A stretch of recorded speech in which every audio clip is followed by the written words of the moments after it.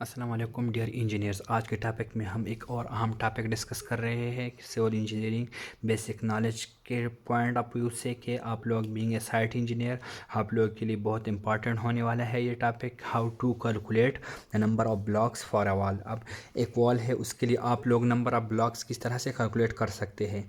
तो units difference कुछ फ़र्क नहीं पड़ता है, आप लोग मीटर में भी काम कर सकते हैं, आप लोग फीट्स में भी काम कर सकते हैं। मैं फीट्स के लिहाज से आप लोगों के लिए करूँगा। मीटर में हो तो आप लोग मीटर वाली यूनिट्स यूज़ कर सकते हैं, प्रोसीजर सेम रहेगा। तो बेसिक कंसेप्ट आप लोग सीख सकते हैं यहाँ पे, फिर आप लोग किधर भी अप्लाई कर सकते हैं। तो लेट्स से हमारे साथ एक वॉल है, मैं यहाँ पे ड्रॉ कर लेता हूँ। यहाँ पे मेरे साथ एक वॉल है जो कि है ये मैंने उसका एक एलिवेशन ड्रा किया। यहाँ इस वॉल का लेंथ मेरे साथ, मैं इसको लेंथ कह देता हूँ। लेंथ है मेरे साथ लेट्स से 14 फीट और इसका हाइट है मेरे साथ कितना 12 फीट लेट्स से इसका हाइट है। मैं फीट में लेकर जा रहा हूँ इस एग्जांपल को, तो मेरे साथ 12 फीट इसका हाइट है। अब आप लोग इसके थिकनेस जो है यहाँ पे इसमें इंक्लूड नहीं कर रहे हैं हम, क्योंकि एक ब्लॉक की थिकनेस और वॉल की थिकनेस सेम होती है, तो थिकनेस का इशू यहाँ पे हम नहीं रिजॉल्व कर रहे हैं। यहाँ पे सिंपली हम इसका जो है लेंथ और हाइट ले रहे हैं। यहाँ पे मैं इसको हाइट लिख देता हूँ।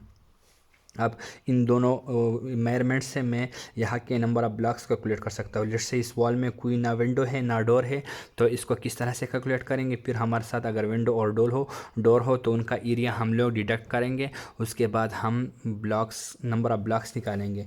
तो सबसे पहले आप लोगों ने क्या कर देना है, ये मैं इसको थोड़ा सा शेडेड कर लेता हूँ। ये शेडेड एरिया जो है ये आप लोगों ने निकाल लेना है। वॉल का जो सरफेस एरिया बनता है वो आप लोगों ने निकाल लेना है। तो वो किस तरह से निकालेंगे, तो मैं लिख देता हूँ area of wall.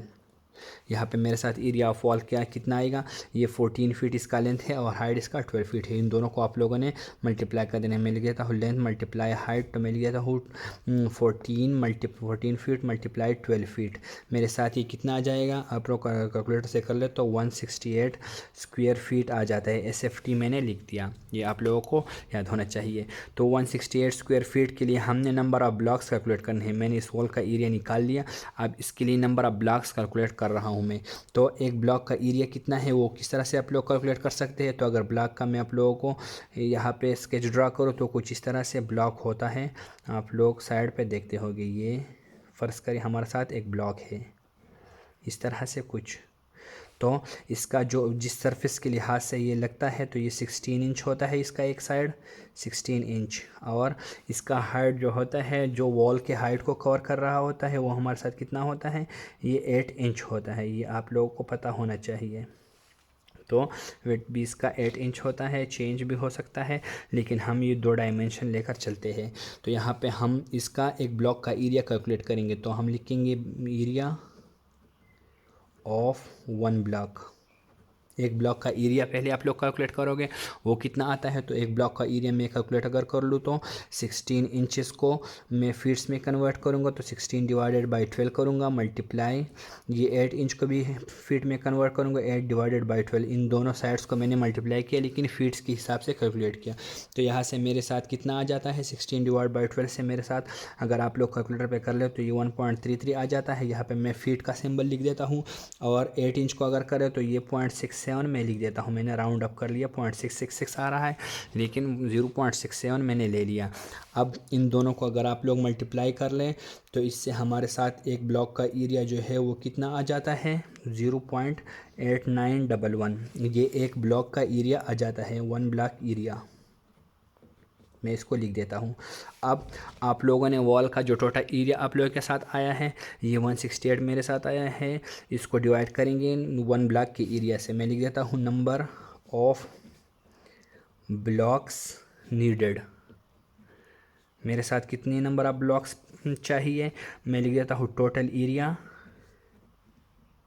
Of wall divided by area of one block. एक ब्लॉक के एरिया से आप लोग टोटल एरिया को डिवाइड कर लेंगे।